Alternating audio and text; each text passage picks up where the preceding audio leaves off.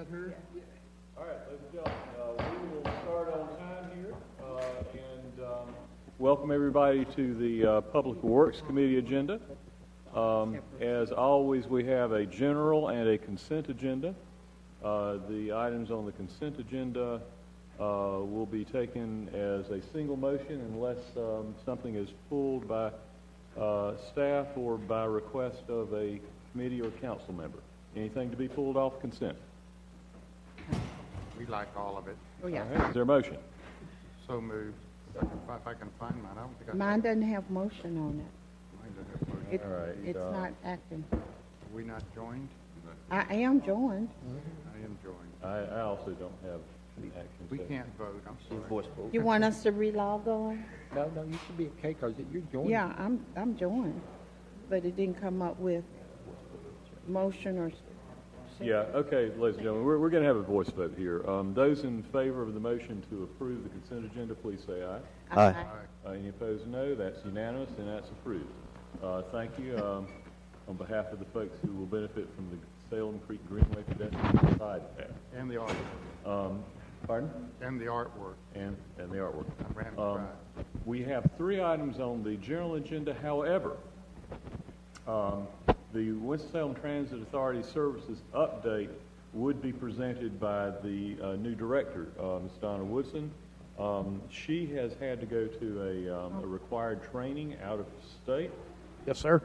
And staff is recommending that we hold that. It's not an action item, it's an informational report. There are some important information points that Ms. Woodson would be ideal to present. Staff is recommending we hold that to the next meeting. Is there any objection in doing that? No objection. All right. I do have a Yes, question. ma'am. It says that the national day is April the 25th, 2019. That's item 3. We're not Oh, postponing. am I on the wrong one? Okay. It's item 2. Item 2, the overall update.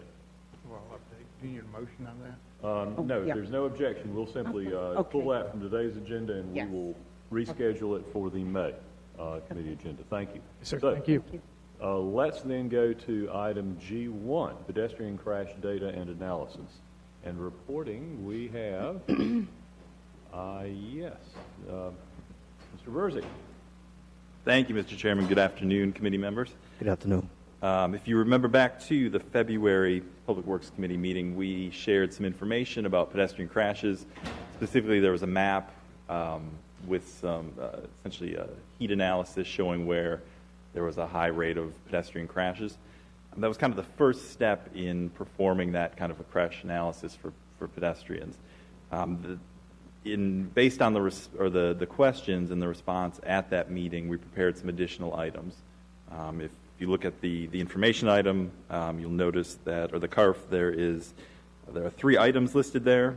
The 3 items that were requested was, 1, a pedestrian crash chart with the time of day of the crashes. It was the fatal crashes between 2009 and 2018.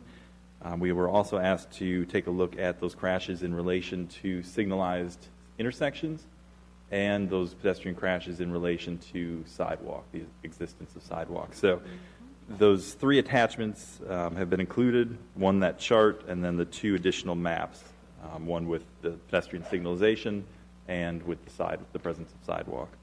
On that CARF, you'll notice there were a few findings. 29 of the 33 fatal pedestrian crashes occurred during hours of darkness. 67% of all pedestrian crashes occurred on street segments with sidewalk present on at least one side of the street. And then there's some stats on the pedestrian signalization, the availability of pedestrian signals at our signalized intersections.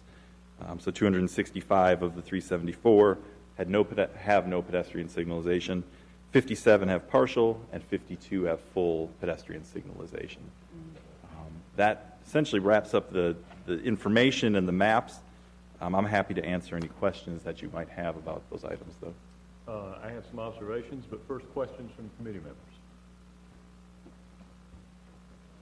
Mr. Larson? you look like you- Yeah, I'm trying to figure out what I'm doing with this. What am I supposed to do with this? All right, let me make my comment. You go. All right. I asked for the report. Yeah. Partially in response to what seemed to be over the past year or more a rash of repeating incidents, either serious injuries or fatalities involving pedestrians.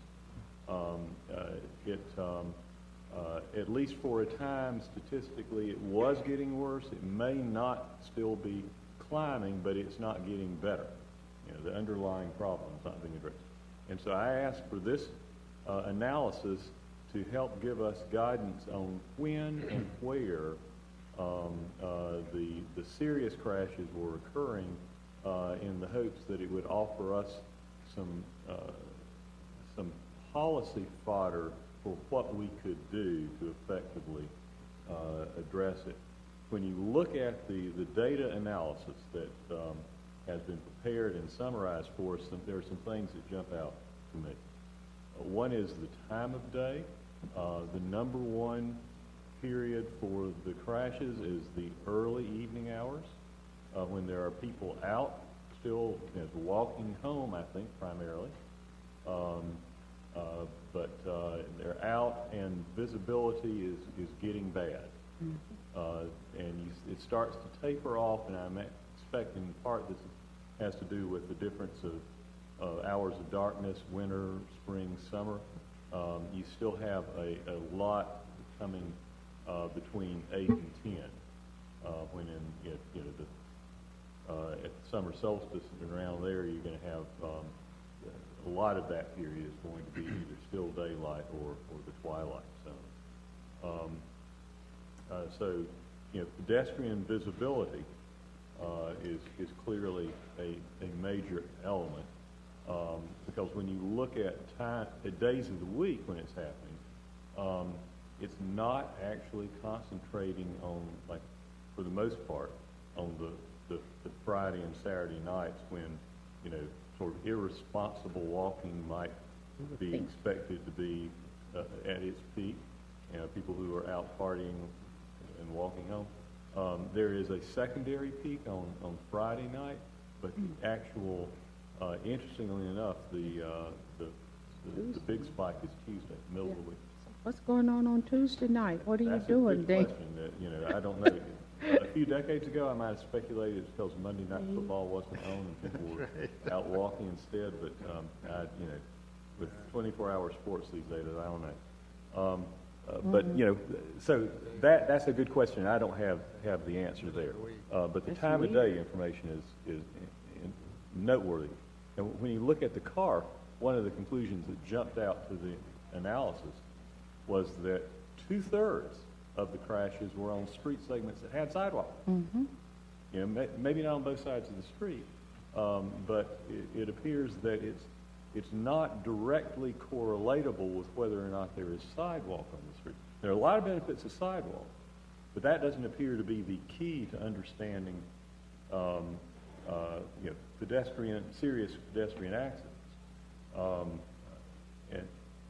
But the other thing that jumped out as something worth looking at, but I'm not sure if you have any conclusions, to what degree are the fatalities and the serious injuries associated with people crossing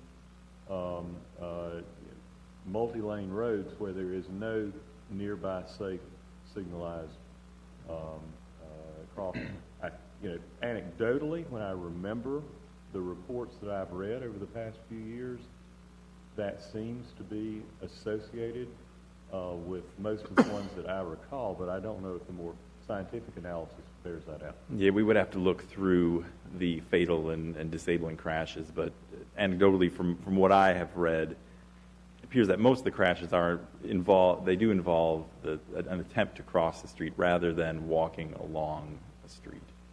I mean, you have a handful of serious accidents where somebody is basically walking at night or in the evening in the lane, but that's the minority of incidents.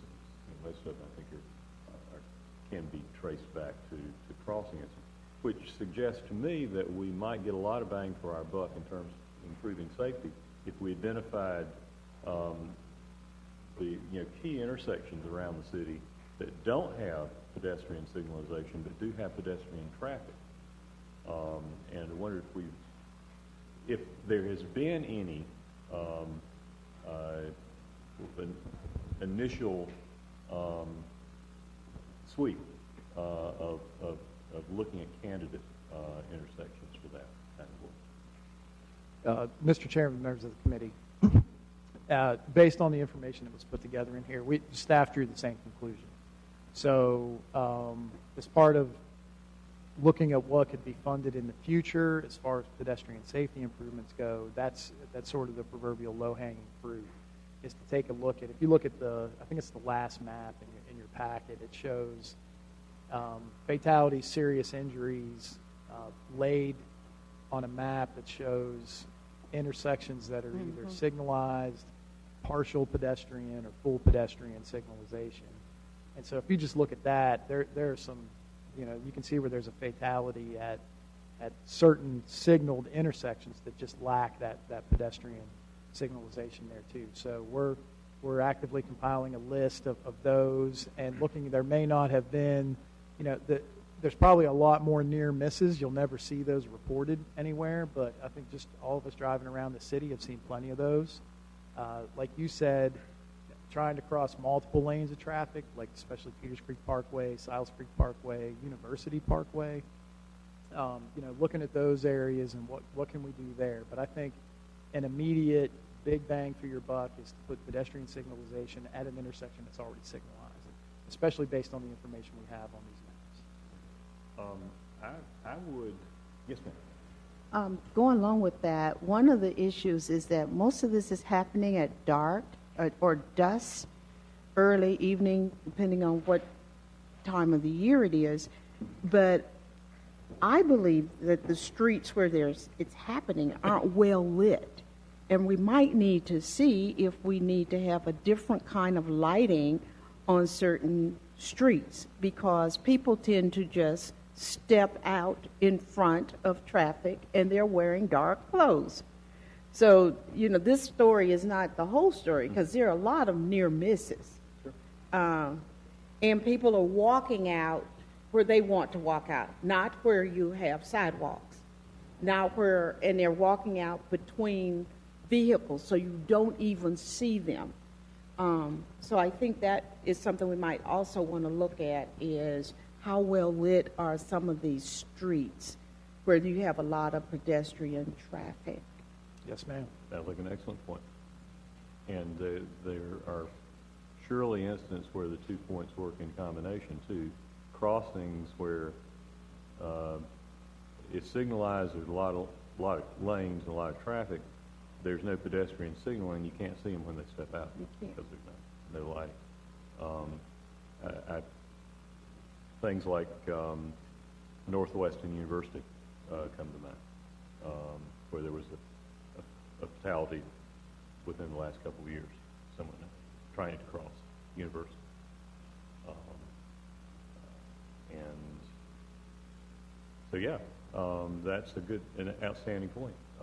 And I would suggest that we ask staff to come back with a candidate list of projects, and just as many as you care to identify, keeping in mind that I am pushing for $1 million or $2 million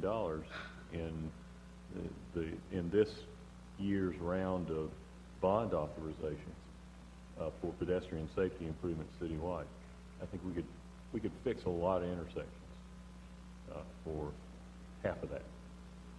Yeah, it's Yes, sir. We're actively putting that list together now. Just another Yes, thought. ma'am. It's real curious about that Tuesday.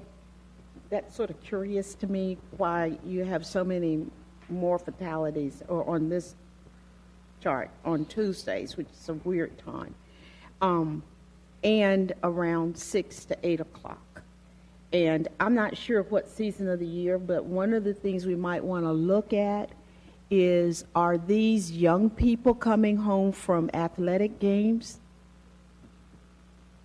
Are they walking home from school at that time, from out, all the pedestrians, children, to give us another clue what could be going on. So that middle of the week, Monday, Tuesday, Wednesday, those just seems a little odd, because I'm like you, I would have thought that it would have been on a weekend where we'd have our highest incidences, but we don't. So I think we need to look and see if it might be school-related. What is the yellow? Help me understand yellow versus the black. Daylight. No, that can't be right. Yeah, the 4 in yellow are the 4 daylight fatalities. Not Thursday at 6, unless it was, Is that in the summer. Summertime? Summertime? okay. So I'm also observing, just as a casual, just sort of looking at the big map, that shows the last map. And you sort of look at the scattering. It's hard to pattern. It's all on speak, a lot of them on major roads. But a heck of a cluster. If you look at the two And that maps, big one. the clustering, is really downtown, which kind of surprises me in a way. They're not maybe fatalities, but there seem to be a lot of clashes going on. And so are these just people jaywalking? Is that, A lot more pedestrians downtown. well, obviously. So the question is, do we have a jaywalking problem, or do we have a signaling problem? Or, if you look at the cluster and I don't know how we address all of these little red dots all out in the all out in the city. We can look at lighting, we can look at speeds, we can look at a variety of things, but it's harder for me to focus on little clusters of things. But if I look at the downtown, and I look at the number of clusters that we have in the core city, as it were, even going out to Cherry Marshall and what have you, I'm trying to understand, obviously we've got a lot more people, but is it the people are not paying attention?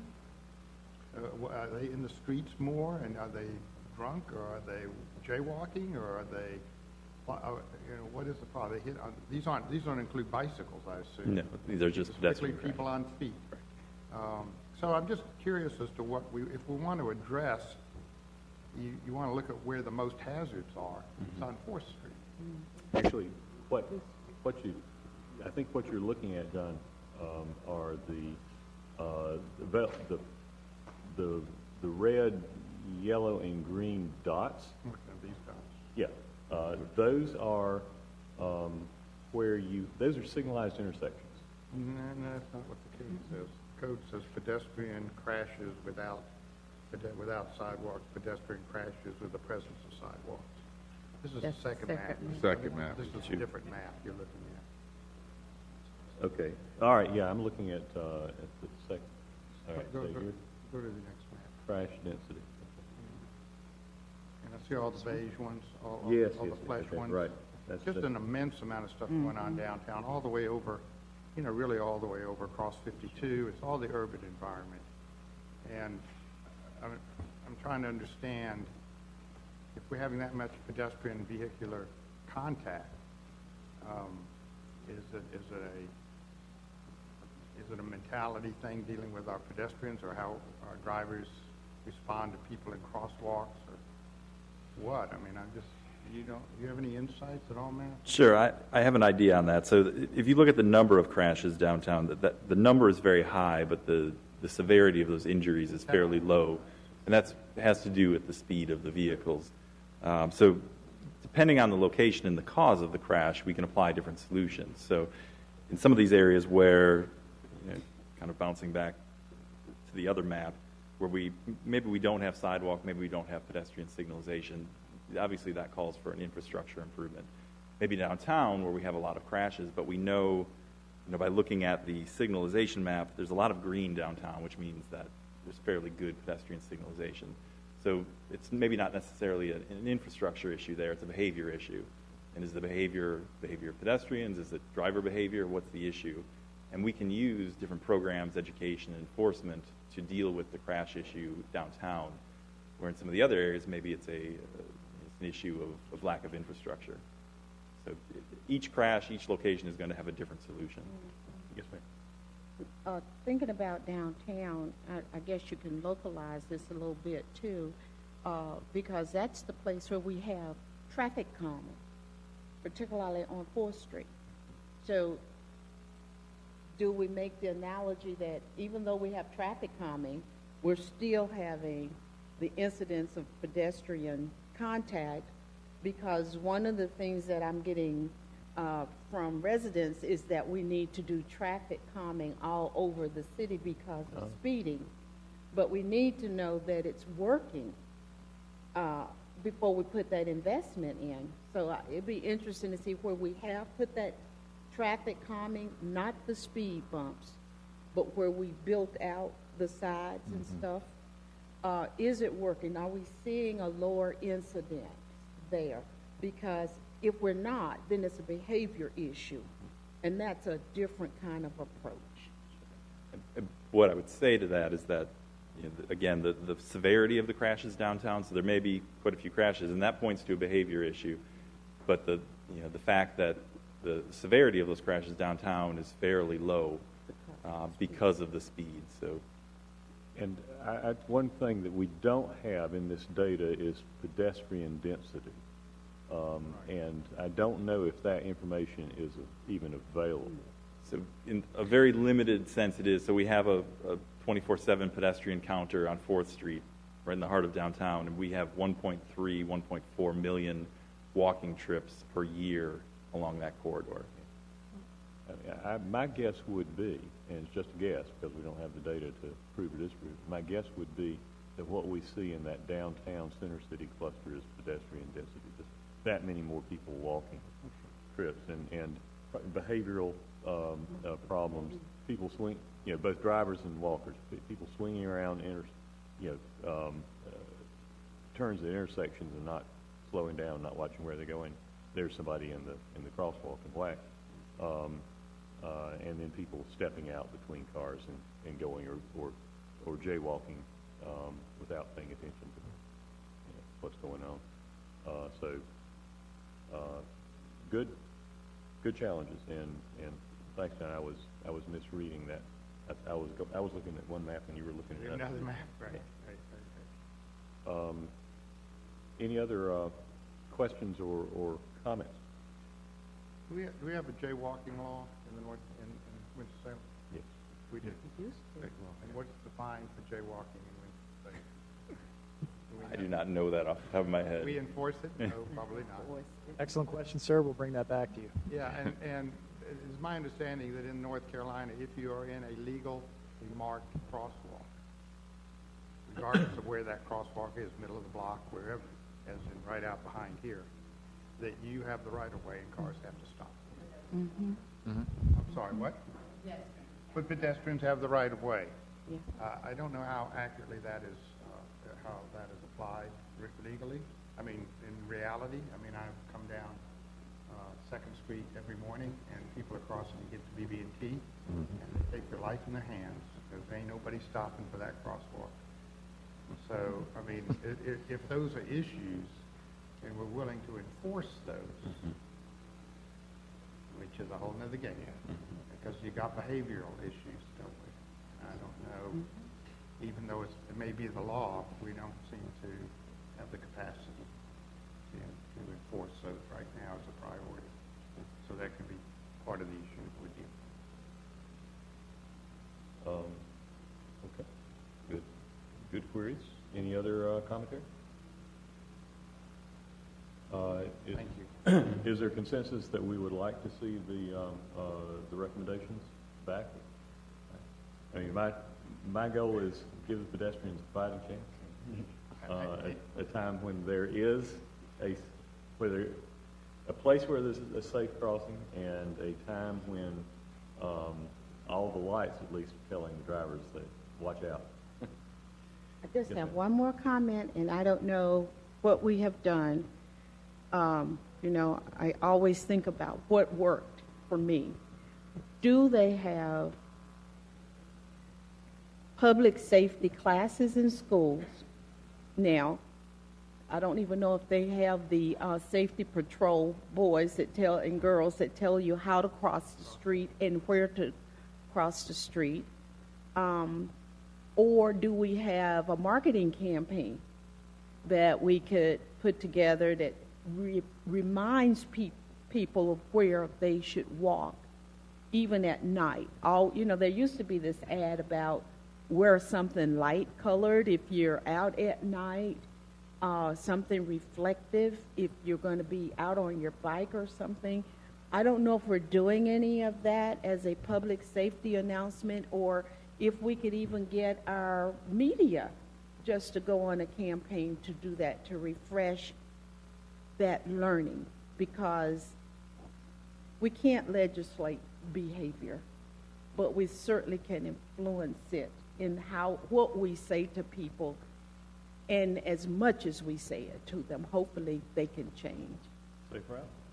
Yes, I can speak to those. So Yeah. yes, on all accounts, actually. So we have a Safe Routes to School program through which we worked with the school district to actually add to their physical education curriculum a bicycle and pedestrian education component. So the bicycle education is the primary focus there. We actually have a fleet of bikes that we take to the schools, and the physical education teachers guide those students through that program. And there's a pedestrian education component to that as well. I think we've sent over 7,000 students through that program at this point. So that's been successful in partnership with the school district. The other part of that is we do have a marketing campaign, so we have a lot of materials, and I think it's probably there's been more focus on it at times. It kind of goes in peaks and valleys. But we do have those materials, and we have distributed them, printed materials, PSAs, every approach we could think of to get the word out there. Now, hopefully we will be accepted into the Watch for Me NC campaign. So that's through NCDOT, and they have developed a marketing campaign and curriculum specifically geared towards education of drivers, of cyclists, of pedestrians about their responsibilities and the rules for those groups on the road. So we should find out in the next month or so whether we've been accepted into that, and that will give us a boost as to what we can do for education and marketing. Great. And Thank you. Is that targeted towards both pedestrians and cyclists? It is, and drivers, with an emphasis on education, but also enforcement. So we can have some targeted enforcement periods as well. When do we expect to know whether we got that? Should know by the end of this month, because the campaign would run this spring through the fall. Great. Great. And, yes, sir. This committee, as well as the council, approved that Watch for Me NC application recently. I think it was 2 months. 2 months. And 2 months ago, I think. So. actually, there was another component of that, and that was the Safe Routes to School non-infrastructure grant application, which I think it was the Public Safety Committee that approved that application recently. So even after the Watch for Me NC campaign, there's a chance that we can have some additional funding to continue those programs. Okay, when should we look for a report back?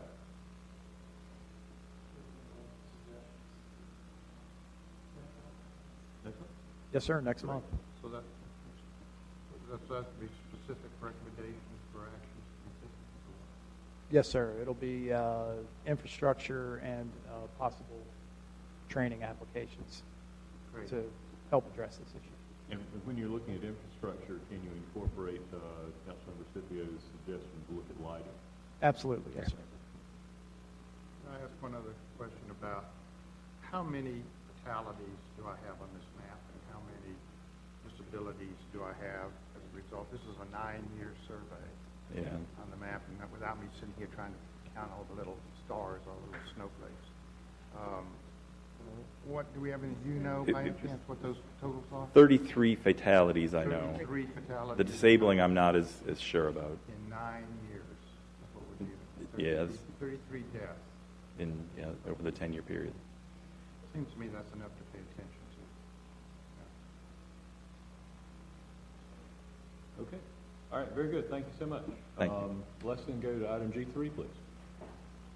G3, information regarding Winston-Salem Transit Authority services for National Get On Board for Public Transportation Day. Now we're back. Ms. McCollum. Get on board. Good evening, Mr. Chairman and members of the committee. Good evening. So the American Public Transportation Association has an annual campaign to try to promote transit ridership. Their campaign, the name has changed. It's called Get On Board for Public Transportation Day. It used to be called the Dump the Pump and Try Transit Days. Most of our partner agencies, Greensboro, Parts, I think High Point may be participating this year, have participated annually. It's not anything that we have participated in, but it's something that we think would help promote riding transit. The day is scheduled for April 25th of 2019. WISTA has started putting together the marketing campaign for this. We feel that it would be a great way to share with potential riders the benefits of trying transit so that hopefully they will see the benefit to them long term and become regular riders on our system. So what we've provided to you is just information on the fact of the day that it does occur and the fact that WISTA does plan to and want to participate in this. But we've also provided information on the potential financial impacts. As you could see at the bottom of the action request form or the information request form, a typical Thursday, March 28th, we saw the potential financial impact of $3,600. We also looked at the Thursday closest to this day, the day of the campaign, and our revenues collected that day a year ago, and that was actually $3,151. So we've also included information as to the agencies that have participated nationwide, and thought we would bring forward this information to the committee to share with you that this is something that we think would be good for our agency to participate in. Questions? I think the thing more important than the actual financial impact is the increase in ridership numbers for both the TransAid number going from 549 to 639 for TransAid, and then for the general fixed route going from 7,472 to 8,579. So what you're seeing is what we're seeing is a trend that was Councilmember Bessie forecasted when we first embarked on this thing, that we're in fact generating more ridership in the long run. Seems to be a trend. Is that correct or not? Yes, we are seeing an increase in ridership. So that's an encouragement. The fixed route system is picking up the ridership that we may have lost briefly when we made the transition, and the revenues reflect that as well. Yes. Congratulations. Yes, ma'am. So this is a day of free riding Yes, ma'am. throughout the system? Throughout the system. Yes, Okay, ma'am. and we're going to, do you need our permission to do it, or you're going to already do it? I thought we were planning to go ahead and do it since it was not a significant You just let impact, us but know. we just wanted to share the information with the Okay, committee. I really Yes, ma'am. think that's great. I think that the more we can tell people to get on board, whatever it is, I just know people's behavior. We have to start right away so they can plan that day. Yes, ma'am. And I would suggest that our city manager, if we can encourage our city employees to ride throughout, and no matter, I know it's going to take some people to adjust to riding a bus. I rode the bus for about 4 years, and you have to get in the swing of it because there are lead times. And I think to the extent we can ask our major employers to encourage their employees to ride the bus. We just got to pump it up and get it out there. So I will also, for my ward members whose emails I have, if you have a flyer, I would be happy to just send it out to them so that they can get on board the bus. I think it's a great idea. And of course, there are going to be complaints because there are parts of our wards we don't have bus service. So hopefully we can generate more ridership. I think it's a great program, and I'm planning to participate that day. The last two places I lived were on transit routes, and so it was easy. Where I live now is a bit more of a challenge. It's a walk to the nearest stop. You can run. I could, or I could I could take a bike and stick it on the rack in front. That's even better. Do that. Yes. But, okay, and if there's anything I can do in support, are we doing PSAs? Yes, so WISTA is actually putting together public announcements and posting it on the website, and I think they will be working with our marketing department of the city to publicize it also. Maybe we could offer prizes, spot a council member Yes. I'll share that with them. I'll share that with council them. members or senior city staff and say, offer a bounty. If you spot them and get a photo. Oh, that's a good one. Oh, that would be a good little thing to do. We can make some. Is Transaid also free that day? Yes, ma'am. Oh, that is so Absolutely. wonderful. So would it be useful to post this at the bus stop? Yes, I think they are putting it throughout the transit centers. Well, yeah, the transit center certainly, but I'm thinking about bus stops where people get on the bus. In the shelter. Okay, we can, on the shelters, we could actually look at, So do we look at that? 'Cause At some people providing. may not get the word, but they'll go to the shelter and they'll say, oh, today's a free day, and they'll feel real good about it. yeah, so one of the other ways that they share with the riders that it's free, they talked about maybe covering over the actual pay machine and putting a notice on thanking the customers for riding for that day and making sure that they know that they don't have to pay. So, Post it on yes. the buses itself. Might be easier just to post it on the buses, so people ride frequently, yes. and they get on the bus and say, oh, tomorrow's a free day. Tell your friends, ride tomorrow. Because, Ride tomorrow because it's free. Yes. Thank you. But, I want to see if we can get Robert on the bus. I happen to know he lives on the bus. We're going to do that. Okay, any other points regarding this? Yes, sir. Hey, Ms. McCullough, thank you for the presentation. We've had some conversation about the next bus system. I heard at one point in time they might have had some glitches that we were trying to work through. I heard that we were looking at possibly another system. How are we doing with the next bus system, and will it be accurate and active on this day? So my understanding is, yes, the next bus system is working, and it should be accurate and working on the 25th. Every day is important, but Yes. particularly on this day. Yes, Okay. yes. And But actually, we, I believe that's a part of Ms. Woodson's planned presentation is yes, been done to update that, and what's being done to update our whole, web portal information for transit riders. Great. yes. Good observation. I do have one more question. I'm always hearing some urban rumors. And the one I heard yesterday was they're getting ready to change the bus routes again. Is there truth to that? Or is it a legend? Well, there's truth to particular routes related to the Business 40 routes that we have. There are some routes, when we receive funding for mitigation for Business 40, the state did require that we meet certain performance requirements on those routes. And we've evaluated some of those the routes as they're running and determined that they're not performing at the expected level. And so we are removing some second buses off of some routes. But we have not eliminated routes. We've also made some improvements such that some of the buses which were riding to points downtown and not coming to the transportation center, we are actually bringing them now to the transportation center because we found that there are a lot of riders who are wanting to come in straight to the transportation center. So every change that we make is based upon an improvement and should have minimal impact to our riders, but there are some changes that are occurring. And we've opened it up for a public comment period so that individuals that had concerns could express and share those concerns with us so that we can hopefully address them.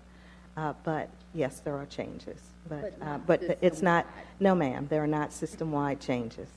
And as I understand, they're not changing any routes at this point. They're only changing frequency on some routes.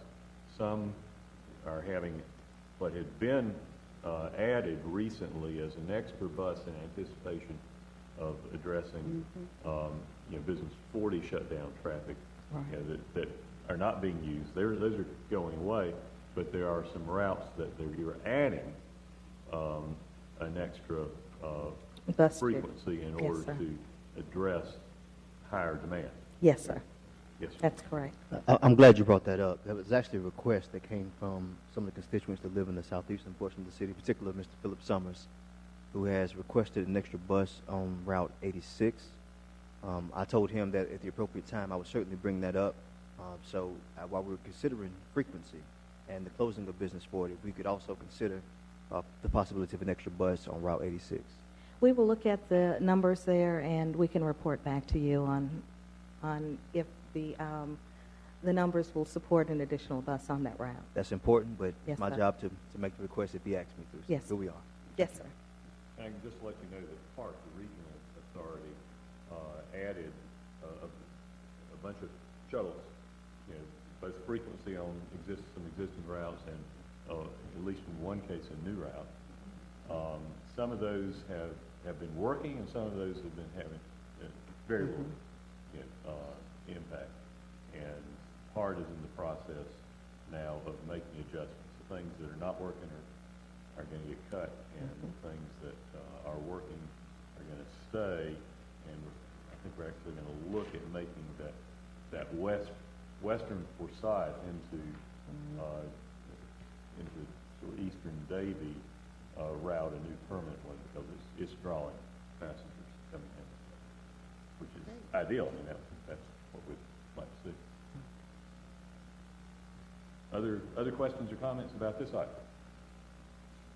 Anything else we need to note today? Hearing none, thank you everyone for participating, and we will stand adjourned. Thank you.